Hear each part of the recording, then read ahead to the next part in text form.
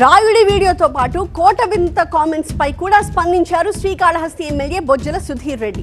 రాయుడి video వెనక కుట్ర ఉంది అన్నారు. అది ఫేక్ వీడియోనా లేక బలవంతంగా చెప్పించారా అన్నది కూడా తేలాలి అన్నారు. చెత్త రాజకీయాలు చేసే వారిని వదిలిపెట్టేది లేదన్నారు బొజ్జల.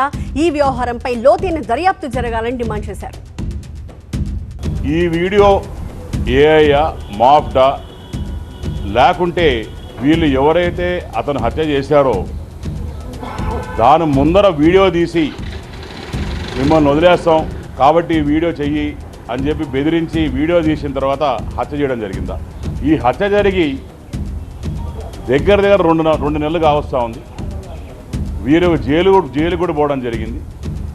వీళ్ళు బెయిల్ ఇచ్చిన తర్వాత ఇప్పుడు ఈ వీడియో అనేది రిలీజ్ చేయడం దాంట్లో వీళ్ళ అంతరాయం క్లియర్గా అర్థమైపోతాం.